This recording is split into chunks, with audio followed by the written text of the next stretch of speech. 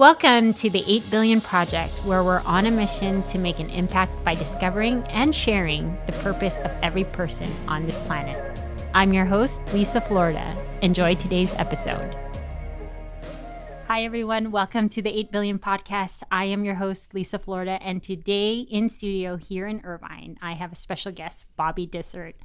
Bobby has scaled sales teams for tech companies his entire life. And in 2019, he started his own consultancy, leading strategy, process, team development for early stage software businesses.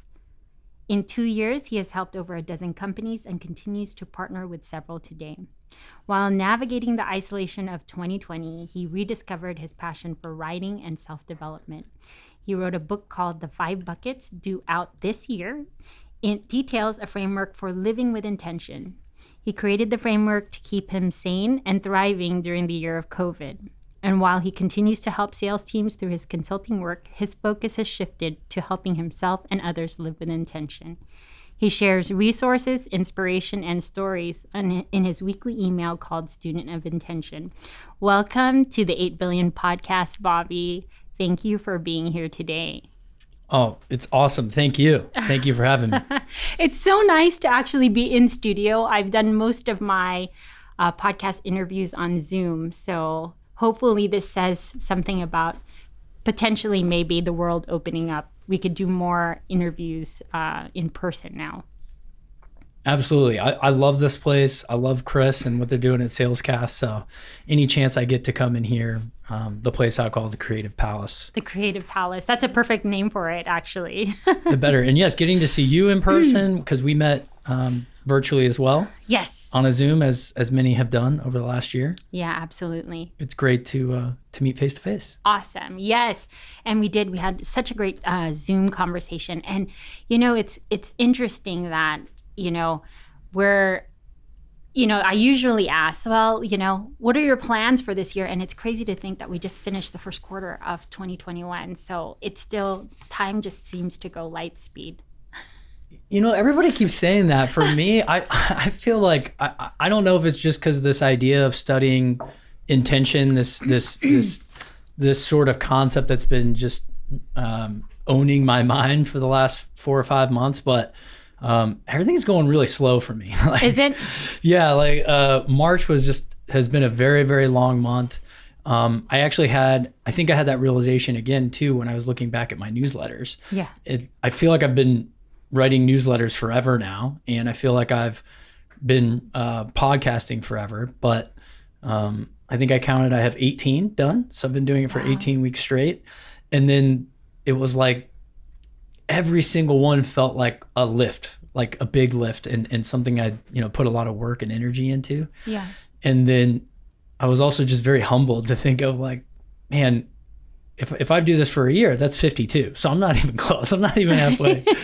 So I don't know. I'm just settling in, and I'm trying to take every day, every week, every month as much as I can, and just squeeze all the juice out of it. Right. So. Absolutely. You're probably more present now, and that's exactly why you're feeling that. It actually brought up something that I was just thinking about something. I was on a text message thread with my friend just the other morning, and she's like, I think I'm going to get off social media because it's giving me anxiety and all this kind of stuff. And I was telling her, you know what? I said, get off social media if it's giving you anxiety, because with everything that's going on, I said, the world will move at your pace. Mm. And so I was like, you know what? That was some really great advice. I should take it myself. Right? It does. No matter what, I feel like timing is truly divine. It moves at your own pace. I get it. Some people have deadlines, but in my life, just like yours, what you were saying, it's moving slow. It's fast and slow at the same time, but you're present now. You're aware. You're experiencing life maybe through all 5 senses, and that's what makes it beautiful now. That's exactly right. And it also is fleeting. Like, don't get me wrong. Like, I'll feel present one moment and one day, and then the next minute kind of a little frazzled and kind of outcome focused is another thing that I'm kind of playing around with. I'm sort of noticing in my life is like either being focused on the process versus focused on the outcome. Right. And how that dictates time, or my sense of time. But it's fascinating. Like, it's one thing to have, like, yes, you're right. What you just said, great advice. 100% agree. Right. And at the same time, like I find myself giving great advice to myself and also having a tough time subscribing to that advice. Yes, that's exactly. Does that make sense? That's exactly what I did. When I texted her, I was like, gosh, I should take my own advice sometimes because the world does move at my own pace. Yeah. You'd be pleasantly surprised to see how the world delivers in just divine timing. It's just right on time. Mm-hmm. So sometimes you'll wonder, why were there delays or why did things happen sooner? And I've said this, or actually other guests have told me, they said, like, it's not until you look back can you truly connect the dots and understand why things happen. But you just have to like move forward in faith and understand that things always happen for a reason. And you will get the answers. It's just that it might not come for a while, So series of events have to happen. That's right. Yeah. That's right. So I just wanted to ask you, you did start Student of Intention, you said 5 months ago? So the first podcast was December 31st, New Year's Eve here with Chris. And then I think I started the newsletter maybe a couple weeks prior. Okay. So in December. And how did you come up with the whole Student of Intention? So everything was triggered by the book called The 5 Buckets. It's a framework for living with intention. And that was triggered by a retreat in September, a men's retreat.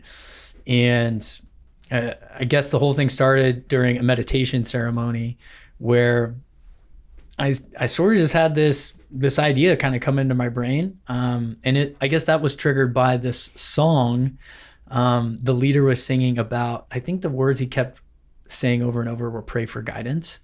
And for some reason, guidance, like that word was what I really latched onto. It was like, you ever had that moment where you just like feel a sense of relief and you don't even know like why that moment was relieving? That's sort of what happened. Like I didn't know I was looking for guidance. I'd even, committed to this retreat sort of on a whim because one of my friends had asked me to. So I didn't go up there with huge expectations. But in that moment, I was like, I was really relieved. I literally broke down. I started kind of crying and I started smiling like it was like a laugh cry kind of combination. And I was just like felt a sense of like, oh man, yeah, guidance. That's what I've been kind of looking for that I didn't know I was looking for. Interesting, because I was just gonna say, what made you go to the retreat? So it was a friend who invited you. Yeah. And what was life like prior to the retreat, if you don't mind my asking? Well, yeah, I mean, no, of course. So I mean, life in general has always been really good. I consider myself a pretty privileged person, pretty successful person from a work perspective. In 2019, I got married, so definitely found the love of my life. Have a great family. We have a little dog named Bernie. Like, things are really good. I started my own business, as you read earlier, in 2019, and that was like a big step for me back into entrepreneurship that I hadn't taken since like 2012 was my last entrepreneurial venture. And it was going really well. People were paying me money to teach them things that I knew how to do. So things were pretty good. But for whatever reason, like, I guess, 2020 was hard for everyone, right? So 2020 was definitely, I lost half my clients in the same week in March of 2020. And that affected me more than I think I let on initially with both myself, my family, and everybody else. Like, I think I kind of was like, okay, cool. This is what everybody's going through. So I just have to go through this. This is like a little reset. And I sort of let myself get kind of lost in that reset. I started drinking like every day. I wouldn't consider myself an alcoholic, but I was drinking consistently, drinking a lot. And so I kind of felt myself a little bit more lethargic than I'm used to being. A little bit more down than I'm used to being. And that sort of wore on me for a couple months. And I was definitely in some sort of trance. Like my office at home was in the back of my house. And I would just like be back there all day. Like not really being productive either, just sort of being lost in, the news cycle or surfing the web or struggling to just get done through, get complete work projects, emails, things like that. Yeah. And it was just a really bummer time in my life. And I definitely crawled out of that in the summer around August. And I guess that's probably one of the reasons, certainly, that I did go. Outside of my friend Kenny invited me to the retreat, it was definitely something that I could like look forward to and kind of latch on to, because I definitely isolated myself, like we were, supposed to, I guess, in a lot of ways, but probably a little too much. I definitely had isolated myself, and so that was like, okay, this is something I can look forward to. This is me exposing myself to new ideas, new people, and a new experience. So I pulled the trigger and went. Nice.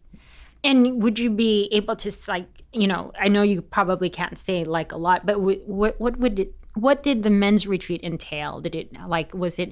I'm assuming that it came from all walks of life in terms of business and career wise. Yeah. So first was definitely the guys there. Like the guys there were just spectacular human beings in every way, shape, or form, like relationship wise, health wise, business wise. Like I could tell when I showed up, like, wow, I'm amongst some really, capable human beings. And then in terms of the work that we did, it was work too. That's what I would first say. That was one part I definitely did not expect. A weekend with the guys to me usually means drinking and hanging out and talking about sports and movies and nonsense and having circular conversations for 72 hours. It was none of that. I kind of knew it was serious the week before, where I was told on the messaging app that we were all on to subscribe to a diet the week before. So we cut out meat, cut out coffee, cut out alcohol. Same thing there at the retreat. There was no alcohol. We ate predominantly vegan. We had a chef named Ryan that definitely impacted me from a health perspective, showed me, just really imprinted on me his belief in the gifts that we put into our body and how important they are. Mm-hmm. So we definitely, ate very, very well, ate very healthy. And then we did a lot of work. We did, 3-4 minute ice plunges into like ice cold baths, where we had to hold our breath and, be focused and sort of meditate. We did, 6-hour meditation ceremonies, mm-hmm. where it was pretty much just us going inward with our thoughts. We did, nature hikes, long, arduous physical hikes. We did yoga workouts, you name it, mental, physical, spiritual, the whole nine. Absolutely right. Disconnect from the world to connect with yourself.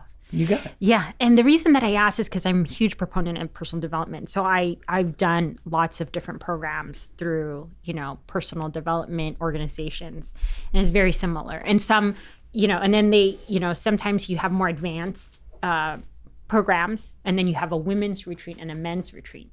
And then eventually all of them, come to that point where it's asking you on a deeper level, what is your contribution to this world, right? And it does. And so they prep you for all that work, but it's amazing. It's life-changing. And I'm assuming, with you coming up with the book, The 5 Buckets, mm-hmm. that it was life-changing. Something maybe was imparted to you through meditation. Yeah, it's funny. Like I say that specific moment because I've been asked that question of like, what was the aha moment? I've been asked it a lot. But truth be told, like what really led to that realization, what really led to me not just creating a book, which was created because I subscribed to this framework myself, and I just started living a lot of change in my own life. Yeah. I think it was a mix of a whole bunch of factors. One, like this sort of nagging, pulling, like pain of like not writing books that I've always wanted to write. Like mm-hmm. that was one piece. I think not kind of living the way that I've always wanted to live, that like in the back of my head, it's like, mm-hmm. I've always wanted to be healthier. I've always wanted to stop drinking, kind of wanted to stop drinking. I've always wanted to, be a better man, a better person, show up to relationships more in service and those sort of things. And then being surrounded by those men who are there really in service. Like they didn't even have to tell me that or ask that question, like, what can we do to be to show up in service? Because they just showed me the whole time. Like yes. They were there in service. They were they were just so empathetic to every single human being and so understanding. And it was just like I was just sort of enamored with this little mini society of like, wow, this is like I'm just not surrounded by people that are acting this way. Mm-hmm. for this long of a period of time. And it really just sort of washed over me. Yeah. That's amazing. It was like you're taken by the collective energy that was in that space. You got it. Was it about a week? It was only 3 days. It was only 3 days. Super intense though. Yeah, super intense. And I think I'm again, I was ready to receive everything too. I think because of everything I just mentioned. So I was very receptive of like little tiny details. Like one of the real things that I couldn't believe, but just blew my mind the whole time was how much time there was. Like I was constantly just enamored with like, these days seem to be endless and we never seem to be in a hurry. Like we packed a lot in, but usually, particularly men's weekends, like I feel like they just blitz by like that.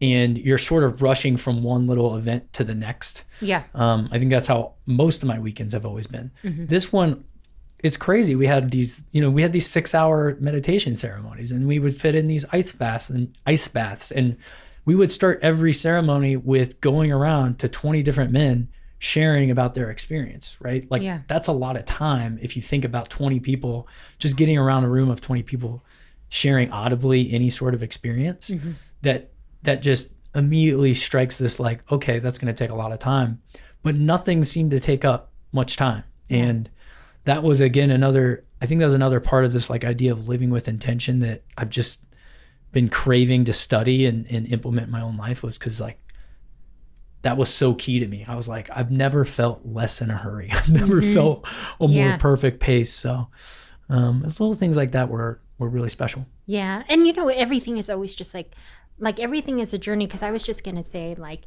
around this time last year when we went into, quarantine, I stopped immediately, and I wasn't big on watching news and TV shows or anything like that. But when everyone started drinking and watching, binge watching and all this kind of stuff, I completely turned off all media.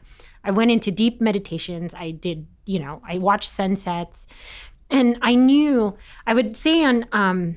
something was changing deep inside me. Like we were going into a new way of living, Now, of course, not seeing far ahead, but just this feeling that I had, especially when I was so much more in tune with like God and source. And I was telling people on social media, I was just like, use this time, especially if you're home. Like, I know you're enjoying your time, like catching up on shows and with family, but use this to like enhance like your creative skills. Do things that make you happy. So whether it's playing music or an instrument or, that was the time. And I was just, I was always saying that and, on social media and kind of reminding people. And because that's sometimes where you tap into your infinite source of like what, maybe exactly what you were going through or what you did on the men's weekend in those 3 days, that infinite source of, I could do all of these things, or I actually could bring to life the Bobby that I wanted to, the writer. Do you have I saw though that you have is it a music channel? Are you really big into music, or do you have friends that are musicians? So I have a music show that I do here as well every other week with Chris. And yeah, music has always been a big part of my life. Before we get into that, I want to ask though, so in 2020, like, were you always like that? Were you always like, because like you should have given me a heads up way earlier, but I didn't know you. Oh, wait, about creativity and all that? Yeah, and like turning off everything, like was that something that you just subscribed to in that moment, or is that something you kind of already knew that you should do? Well, I went through a deep spiritual journey in 2008, which was when the mortgage meltdown happened, right? So I was like, okay, is there more meaning to life than everything that I see? Because of course, in real estate, we were killing it, right? I was defining myself through materials, through income, through all of that stuff. And it never seemed to end. It just seemed like, and then there was just a halt, a halt of like complete destruction to our industry. What was interesting though was we ended up being foreclosure agents. So we ended up servicing 6 banks. So my life in the eyes of other realtors was like other people would envy us because that was really hard to attain. But my life internally was in turmoil because I just started realizing when, you have so many clients that are losing their house, family and friends, and you can't, and you're even trying to hold to dear life. You start to question the deeper questions. I believe in 2020, what ended up happening is it just ended up happening on a massive scale. So for me, I went through a spiritual awakening, and then of course I went back. But like, if you talk to a lot of people who have gone through spiritual awakenings, or it's a long road, because sometimes you'll just go back into programs, or like, oh, business is really good, and sometimes you're just not, like what you're saying is like fully aware at the time, or it's something in the back of your head that you need to work on. Then there are events like the pandemic or COVID that really force everyone to stay in. But I knew something was different, and that's why I was just like, yeah. So there was a series of events that happened for me too, and I just completely tuned out the media. And I was trying to tell people on social media, but then I'm all like, yeah, I'm just one person of like 8 billion people. So right, and you have to honor everyone's journey, and they'll get there. You know what I mean? You have to just hold space for everyone. And I get that question asked all the time. Everyone's like, you always say, what's holding space? Well, holding space is coming from a place of just pure love, where you don't judge the person for where they are. You don't impart your views. You just allow them the space to grow at the rate that they need to grow. And so that's the beauty in all of this. That's the beauty in 8 billion, is to hold space for everyone wherever they are on their journey. No, I think that's so key. That's why, like, even as I go through this I'll just keep calling it a study, because I call it student of intention, and it's mostly a study on myself. I really do I try as hard as I can to essentially just like broadcast my story in the way that, like, this is what I'm going through, this is what I'm learning, like, take it or leave it, right? Like, right. I want to, and that's how I learned too. That's how I had my sort of awakening at that retreat, was, again, like, these men weren't telling me what to do. They were, showing me. So I think they were holding space. Right? They were holding space, yeah. Right, they were giving me the space. You came up with it, right? Because that's the only place it can come from, is within. Yeah, and it came from weird places. Like you asked about music. So one of the other, I think, parts of that weekend that surprised me and that really like imprinted on me was how much music was a part of the weekend. So one of the leaders, I think he was not a musician growing up. He was actually an athlete. And 2 years ago, he started playing his first instrument. I think it was the didgeridoo. And now, like, if you see this guy, like, he looks like a master of like 25 instruments. Like, he had crazy, like, he had like little rattles and flutes and jaw harps and all kinds of different instruments. And what we would do is this sort of like organic, formation of bands. Like, he would just toss out the instruments and he would start playing a beat, and then somebody else would like do a little rattle, maybe somebody would do a beatbox, somebody would start singing, like, and just, we sort of had this, it was play is what it was, right? We were just men playing with instruments, and we would start to form some awesome music. Like, we would really jam out, and like, before you know it, we would all be like, clapping, yelling, standing up, like jamming, like being very excited. Yeah.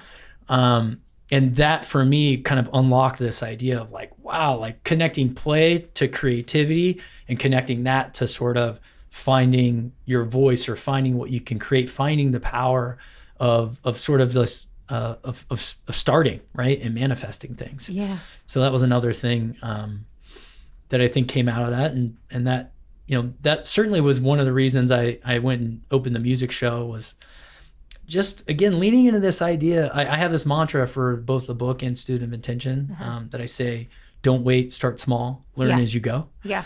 And so whether it's the book, whether it's the newsletter, whether it's the music show, or now I'm doing a community as well, I kind of subscribe to that mantra, and it kind of goes back to that idea of like, well, the sooner I do it, the sooner I can start experiencing it. Yeah. And I can kind of give space for these creative pursuits. Yeah. No, it's amazing, right? Like, Chris and I were just talking before this interview, and we were just saying that sometimes it's amazing on the journey if you just allow it to unfold, because literally, like, when the student's ready, the teachers appear, right? Yeah, 100%. And I keep learning that time and time again. It's amazing. They're just like right in front of your face. Yes. Chris has definitely been a teacher of mine that definitely appeared out of nowhere. Right? And it's been great. Yeah. And I was just sharing with him, like 2021 has just been amazing. Like what you were saying, I leaned in and for me, I felt like it was a calling. And that's why I think I went into such deep spiritual practice and meditation the first half of 2020. I knew something was big calling me. I just didn't know exactly what it was. And I have this affinity towards the Philippines because that's where my parents were from. And when I visited 10 years ago, I wanted to do more work, like nonprofit, humanitarian work there. And so I was like, how am I going to go there when I kind of can't travel? And it was in front of my eyes the whole time. My friend had a live streaming app that just blew up. And I said, that's how I'm going to connect with everyone. And then from that live streaming app, it went into someone saying, well, have you ever thought about starting a podcast? I was like, no. But then I was just like, and then from the podcast, and then when someone brought that up, I connected with a gentleman named Mark Ledlow. Hi, Mark, just in case, as part of Salescast on LinkedIn. And he, for whatever reason, we connected and he said, oh, I've got these great producers and the rest is history. And here I am, like 5-6 months later with 8 billion. And you just allow the beauty of the universe to just unfold at its own rate in its divine timing, Yes. Now, I'm curious on that note, because again, and you talked a little bit about this spiritual awakening can be, really long, right? It can be this it can play out over years, right? Yeah. If not decades. And what I'm finding with this particular awakening is, again, some weeks are a little more fleeting than others. Some weeks I'm a little more intentional than others. Some weeks I'm a little more open to the knowledge, I should say, of like the experience being it and being present being it, as opposed to being focused on the outcome. What does that look like for you? Like, are you just always subscribing to these ideas? Are you always good at holding space? Are you always good at being present? Like, no, not always, because remember, we're humans. Like, we've had programmings for many years. I believe that we are going into that space of a different type of way of living now, right? Like Chris has age of authenticity. We can no longer be held or tied down to the things that egotistically we thought was defined us.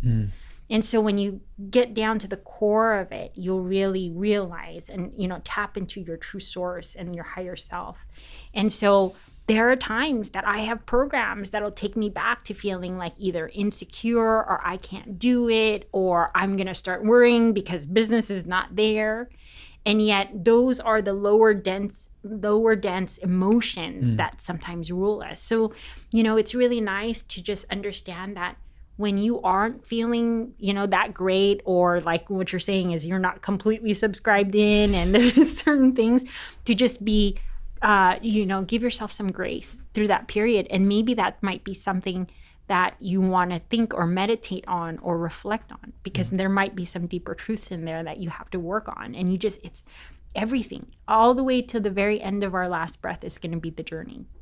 Everyone, it was interesting though, because some people said, oh, you think you go through these really tough patches and then all of a sudden that's okay because, my karma's done and now everything's going to be good. And then it's like, no, life it's a huge cycle of always learning and evolving. And there's always a higher truth to evolve to. So that's what I'm in right now. I mean, and it sounds like I'm just going to be in it for a long time. Yeah, right. The art of allowing. I think it's just been really fascinating, because reflecting back like on those first few months of the end of 2020, I just was on such a high of like this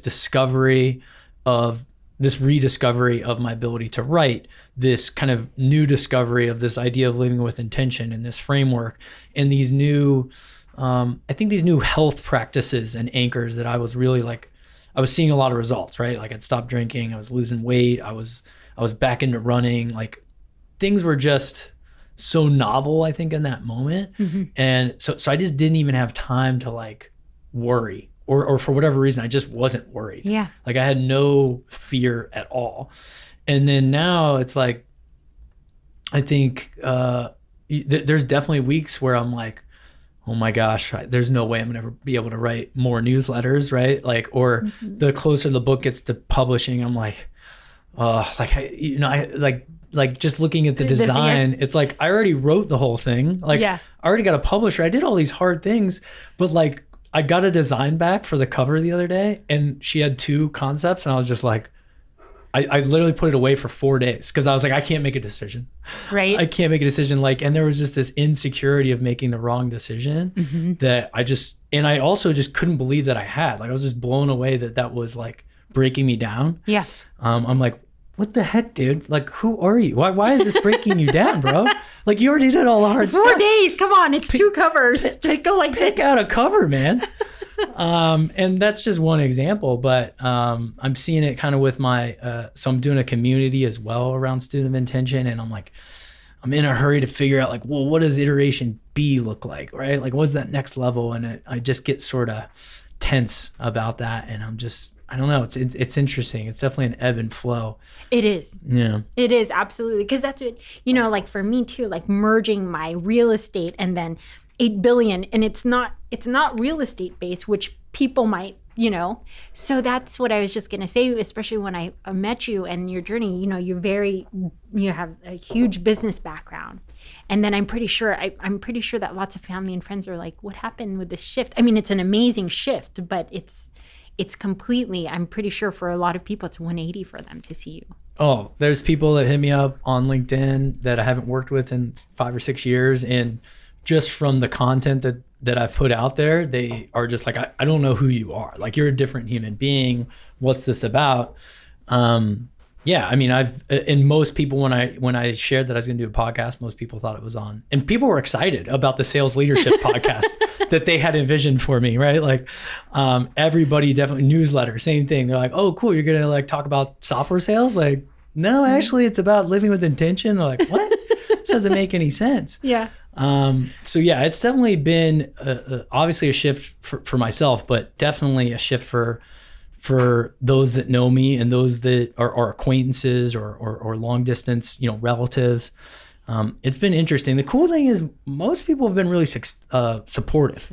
Most people have definitely been like, wow, man, like good for you, like leaning into this thing that's just total 180 from what you have kind of what you've been for the last decade. Yeah. No, that's amazing. Yeah. I mean, and so the 5 buckets, we won't delve into it, but when is it gonna, because maybe you haven't chose your cover yet. No, dude, we did you choose your cover? So no. So I'm working out the little details. It was one of those things I just didn't know how to give feedback on either, because I've gotten it to like the 1 yard line. Like, I had an image created by a local artist in Long Beach, and she made this beautiful image of a man like with some buckets in a desert journey, and it was awesome. And then I had this other designer that wrapped it around a book, and it was almost there. And then I'm asking this, I'm paying this formal designer, a book designer that specializes in book design, to get the final details of both the exterior and the interior done. And just her little changes kind of like manipulated it just enough, just adding like by Bobby Dysart, and she put like my face on the back cover, and I was like, I don't know if I want my face on there. What's going on? Like all the details that go into book writing, right? Exactly. Yeah. And she's like, you need, and she's like, hey, I just put a little summary here. And I'm like, oh, now I got to think of a summary. Like, I can't just have the thing that you put there. And yeah. So it's just these little details that have sort of broke me down. But either way, I'm definitely getting through it. And I did give her feedback, and now I'm in motion again. So I'm super stoked. Like the publishing date is tentatively May 1, awesome. But it really has to do with just these last minute things. I'm recording the audiobook with Chris here tomorrow. Okay. Wow. Yeah. Going through a final. The Creative Den? Is it The Creative Palace. Palace. That's it. Yeah. I'm going through a final proofread with a woman out of Canada. She's a fresh set of eyes. I got introduced to her by my editor. That's been the funnest part, is this team dynamic. Mm-hmm. And by the way, for whatever reason, my whole team is women.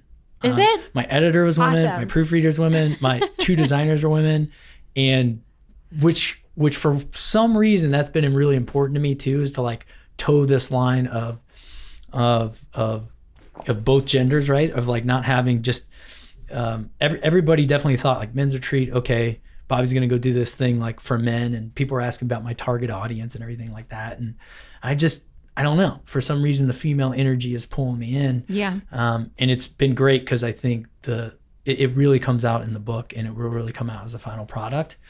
The women that I've worked with, and this latest woman, she's doing the final proofread. So I meet her last week. She reads through the book this weekend, and she just gave me this insane amount of just energy and praise. It was just such a beautiful conversation. This morning she calls me and she's just like, I can't believe that you're in my life at this moment. Like, I feel like Jennifer somehow knew that I needed to read this book. And right? Like, I don't usually spend like ridiculous amounts of time on projects, like reading deeply into them. I'm usually, she's a proofreader. She's looking for grammar errors and things, right? Yeah. But she was just like, she was like spooked. She was like freaked out a little bit. She was just like, she was so drawn to the message. This just is like what I need right now. And I'm just so grateful to be working with you on this book. And she was even like, kind of like insecure about like, well, how much do you want me to weigh in? I'm like, you're here for a reason for sure. Like, weigh in as much as you want. It's got plenty of Bobby in there. Like, let's get some Liz in there. Her name's Liz. So I was like, give it all you got. And so that's where it is. No, and it's interesting that you say that like, for some reason, this whole team has come through like women, right? And and we all hold male and female energy within us. And oftentimes, like the softer, more loving, creative side is the female energy. And you're definitely tapping into it. Sometimes social norms tell you like, no, you got to be a man. So you got to be like this. But really, the key to truly unlocking your true essence is, forming both or balancing both the male and female energy within yourself. So maybe it's just a calling. I'm just, maybe just a suggestion of maybe a deeper meditation on it. But, it's amazing what people can do when they allow both sides. Because for me, my masculine energy is when I'm doing the transactions, the real estate transactions. I've got to do this and that. And this is the way that I, present, what do you call this? Some of the deals. But then the female energy is very loving. It's very soft. It's very, you know what I mean? And it flows throughout. So I don't know that, that's definitely a part of, maybe something that came to light for me when you said that. So no, I mean, you're hitting on it. And I think that's another interesting part about my journey over the last 6 months is I'm aware of that different energy. I definitely credit that sort of feminine energy for the creative work that I've done so far. Like, most of the book, I think, was propelled by that sort of that different energy. And on one hand, it's awesome because I'm like, oh, this is different. This is curious. This is driving me in a way that I haven't been driven before. On the other hand, it's really scary because it's unknown, right? Yes. It's like, no, like, and again, it goes back to when people see me and they're like, well, like, who is this guy? This isn't the CRO, VP of sales, like, let's go hit the numbers. Like, everything is super calculated, super results driven. Yeah. I'm more like, I actually don't care about the result. Like, I don't even want to think about it. I want to go one step at a time. I want to, I posted on social media the other day, and I kind of wrote a whole article on it, this idea of thinking less and feeling more. And it's like, I'm trying to feel my way a little bit more through life, as opposed to just knowing it and thinking it. Yeah. And I think it comes back down to that. Yeah. That sort of, that different energy. But it's just because it's cool and novel and helping doesn't mean it's not scary. It's weird, and leaning into it feels challenging sometimes. Yeah. No, it's amazing. I commend you for taking the journey. It's a beautiful journey. Yeah, and you will go at your own pace, and you will, it will all unfold in its like I said, always say divine timing. Yeah. Divine timing. Divine timing. Everything's divine. I'm holding space. And space. And I'm subscribing to divine timing. You had no clue what you were in for today, Bobby. I didn't, but I was super stoked about it. Yeah. Because I knew, based on our first conversation, like that went really well. It impacted me, and thank you again for having me. No, thanks for being on the show. Sometimes these interviews blow by so fast, but what, from everything you have experienced in life thus far, what, if you had some parting advice for the audience, or something to tell them from exactly where you are on your journey right now, what words of advice would you give? I mean, I got to go back to the mantra, the mantra of don't wait, start small, learn as you go. I think that's what I'm anchoring around for everything that I do right now. I've put off writing books forever. It seems like I've wanted to write 12 different books since I was in like high school. There's probably 50 poems in my phone. Oh, wow. It's always been a sort of like just a little skill or creative outlet that I've had, and then I've kind of just hidden because where does it fit into, a software sales executive? Where does it fit into my life? I'll tell you where it's fit in. It's like come out at like parties every once in a while. Like somebody like, oh, Bobby's a good poet. Have him read one, right? And like that's amazing. That's the most I've given it.